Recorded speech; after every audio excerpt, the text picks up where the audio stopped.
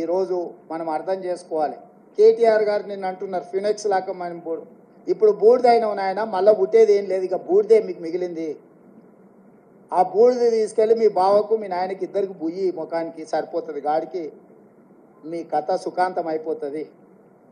చరిత్రలో ఆ పార్టీ పుట్టినప్పటి నుంచి ఈ రోజు వరకు పార్లమెంటులో ప్రాతినిధ్యం లేకుండా ఉన్నది ఇది మొదటిసారి.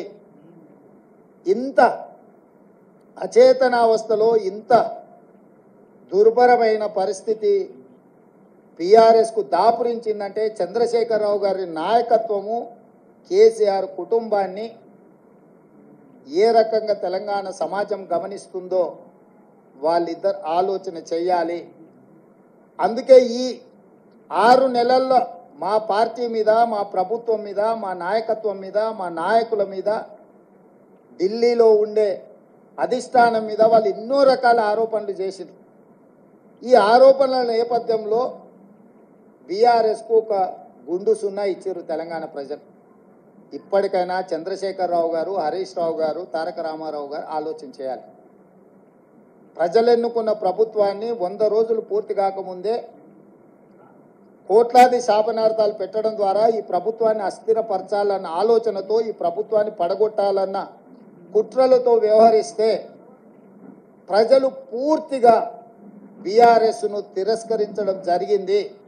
ఇప్పటికైనా ప్రధాన ప్రతిపక్ష నాయకుడిగా రాష్ట్ర అవతరణ దినోత్సవాలలో కూడా పాల్గొనకుండా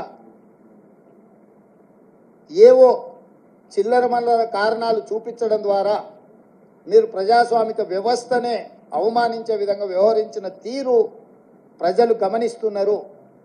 అందుకే బీఆర్ఎస్ నాయకులకు, కేసీఆర్ కుటుంబానికి నేను సూచన చేస్తున్నా, మీ వ్యవహార శైలిని మార్చుకోండి.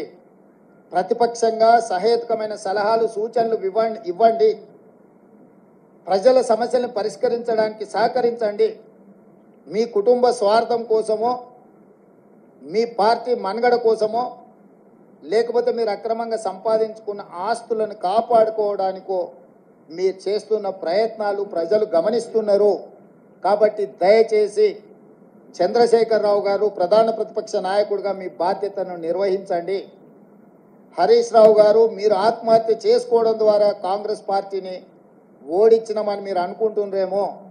మీరు ఆత్మాహుతి దళాలుగా మారి కాంగ్రెస్ పార్టీని దెబ్బతీయాలన్న ఆలోచన ఏదైతే చేస్తుండ్రో ఇది చివరికి మీ ఉనికి, మీ మనుగడ ఈ రాష్ట్రంలో, ఈ దేశంలో లేకుండా, చట్టసభలలో లేకుండా కనుమరుగైపోతారు, కాలగర్భంలో కలిసిపోతారు.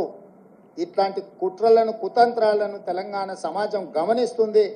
గమనించవలసిందిగా నేను కోరుకుంటున్నాను తెలంగాణ రాజకీయాలలో.